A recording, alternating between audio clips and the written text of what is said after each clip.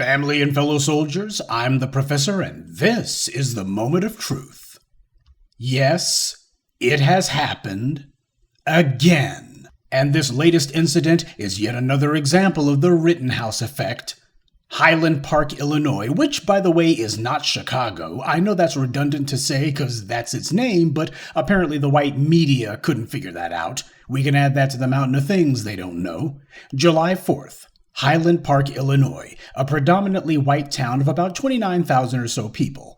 They were having their annual July 4th parade when a mass shooter opened fire on the crowd from a rooftop.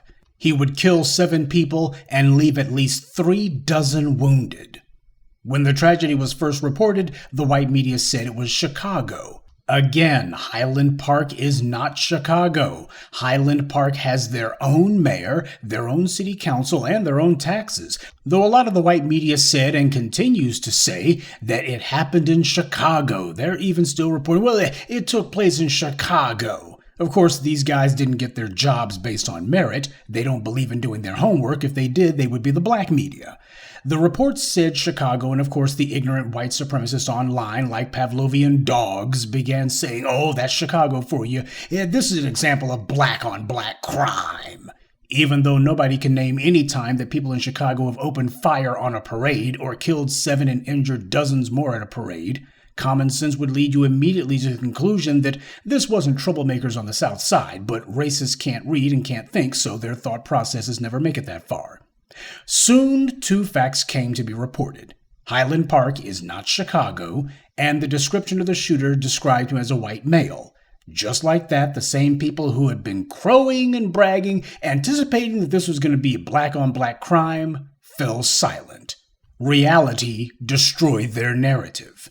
And then the killer was caught. Alive, of course, because police only fear for their lives when they come upon an unarmed black motorist like Terrence Crutcher, or an unarmed black pedestrian like Elijah McClain, or a black mother in her own home like a Tatiana Jefferson. The murderer has been named as 22-year-old Robert Crimo. The white media calls him a rapper. In fact, that was their main description of him. Before they even decided to give his name, they were saying he was a rapper. They wanted everyone to know, this guy's a Chicago area rapper. Their headlines described him as a rapper before they even gave his name. Since the black-on-black crime angle was blown, I guess this was the closest to black that they could get. They still referred to him by and large as a mass shooter, not a mass murderer. That's the word that they keep using, shooter. He's a mass shooting. Never mind that he killed 7 people, it's still just a shooting. We don't want to use the word murder. And by continuing to use, or rather misuse that word, the white media can manufacture a false equivalence between 1 person being killed, 4 injured by gunfire on the south side of Chicago, and 7 people killed, 37 wounded in Highland Park. The white media blurs the line to the point of obliterating it by using the exact same words to describe 2 completely different circumstances. This Crimo character killed as many people in a few moments as were killed in the entire city of Chicago over July 4th weekend. Chicago is a city of 2.5 million. Highland Park is a town of about 29,000. Don't let the white media get away with using weasel words and making false comparisons. This mass murderer Crimo seems to have taken more than a little inspiration from Kyle Rittenhouse. First of all, Crimo is in Illinois, which is where Rittenhouse is from too. In fact, Highland Park is only about 30 miles from where Rittenhouse is from in Antioch, Illinois. And that's only the beginning of the similarities between Crimo and Rittenhouse. Like Rittenhouse, Crimo is also a big Trump fan. You'll recall that in January 2020, 8 months before Rittenhouse went on his own killing rampage, Rittenhouse attended a Trump rally. And he was very close to the stage at this function. Well, Crimo, obviously wanting to be just like his hero Rittenhouse, also attended a Trump rally in September 2020. He took a selfie, and there's also a picture of himself draped in a Trump flag. Yeah, these MAGA murderers, they're like peas in a pod, they're all the same. Rittenhouse hung out with white supremacists and he would throw up white supremacist hand signs. Crimo had a Discord channel named SS, as in the Schutzstaffel, the infamous Nazi paramilitary group.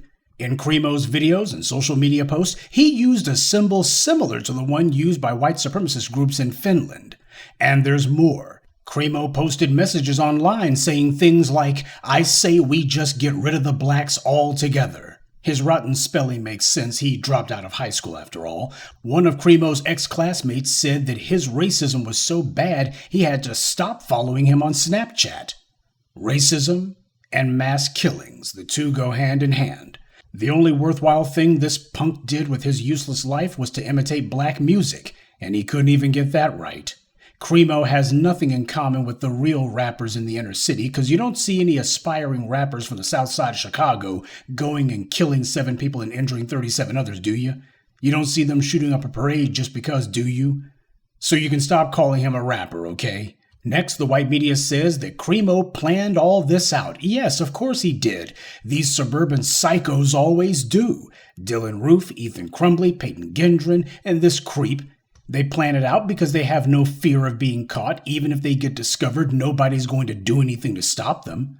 The white media is saying that the murderer's gun was legally acquired. That's a distinction without a difference. It doesn't mean anything. Kyle Rittenhouse didn't legally obtain or legally carry the assault rifle he used to carry out his double homicide, and that didn't even matter in the courts. Dylan Roof wasn't legally able to get the gun that he used, but a loophole in the law allowed him to basically circumvent background checks. So bringing up whether or not the guy got his hands on the weapon legally or not is meaningless. So don't let anybody tell you that this is a matter of gun control if we just had stronger background checks. The problem is the laws are not being applied.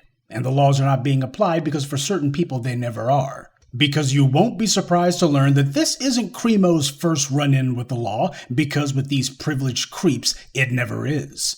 It's only just now that the so-called authorities are admitting what we could have all guessed, that there were red flags all over the place with this guy, because there always are.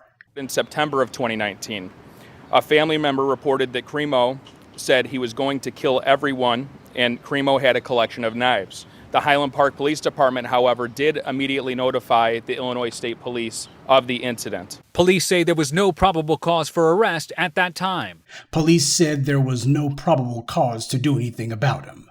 Sounds just like Ethan Crumbley in Michigan now, don't it? They're told this guy is preparing to carry out some act of mass carnage, and they do nothing. Crimo's former classmates said that he would rant about violent stuff on YouTube, that he posted graphic depictions of murder, death, and suicide online and even on YouTube. Interesting, because I've had my videos restricted and even removed in total violation of YouTube's terms of service simply because, when there have been no rules violated at all, simply for giving some Dr. King quotes that apparently don't fit the white media narrative, but this guy posts murder, death, and suicides and nothing happens. The I'm white and I say so rule in full effect. And already the splaining is kicked into overdrive. I mean, already the white media's breaking out the sad violins for him. Oh, he kinda went off the deep end after he broke up with his girlfriend. And his parents and he had a strained relationship. Man, they're doing the splaining. They're just justifying it. Oh, sad. Isn't this just so sad? Oh, he was just pushed. A young man pushed beyond his limits, broke up with his girlfriend. See, he's no different than you and me. Which is what they always do with these suburban psychos. Just like the mass murderer out there in Las Vegas. All we heard about was that he was a businessman. He was a businessman. That's all we heard. We didn't hear anything else, and they weren't interested in telling anything else. Because this is the racial narrative that the white media uses whenever one of these tragedies occurs. It's color-coded media coverage. So this will be the spin that they put on it. Racist murderer who literally walked in Kyle Rittenhouse's footsteps, who posted violent content that YouTube and other sites did nothing about, who indulged violent fantasies, who the police had been warned about, goes on a rampage, and who do we blame? Drugs. The only drug at work here is denial, the one that the dominant society overdosed on a long time ago. This sudden rash of young male mass killers is no accident. This is the predictable result of what happens when you glorify a teenage killer and treat a mass shooter like a celebrity. When you justify the killer's anti-black racism, that tells all the other little racist aspiring mass killers that mass murder is socially accepted now. This is the Rittenhouse effect. The tragic consequence of what happens when these mass killers are not punished for their crimes and instead get put on a pedestal by a portion of the society. What happened in Highland Park happened for the exact same reason that the Mother Emanuel church shooting happened in Charleston and the mass murder in Buffalo. It's because this country practices a policy of racial exclusion from the law. It's one of the perks that the dominant society set up as a benefit of white supremacy. And it's an ironclad rule that cannot be violated. Because it's impossible to have a system of racial privilege if everyone is held to the same standard and treated the same under the law. And to the white media and the white political leadership and most of the society, these massacres are simply the cost of doing business, the dirty business of maintaining white supremacy. Since this mass shooting wasn't carried out at a protest against police violence, it's doubtful that even Fox News will try to praise it. But what isn't in doubt is that these slaughters are being allowed to happen, not because the government's powerless to stop it, but because the principle of white privilege is the totality of the law. And until that changes, nothing else will. Good day, and be one. I'd like to take a moment to mention some of our contributors: Justin Marcus, Sandra Bates, Suleiman Elaji, Big Stomp, and Brian Walton. Salute to them and thank you to everyone for listening, liking, and sharing this message. Black empowerment only exists because of you.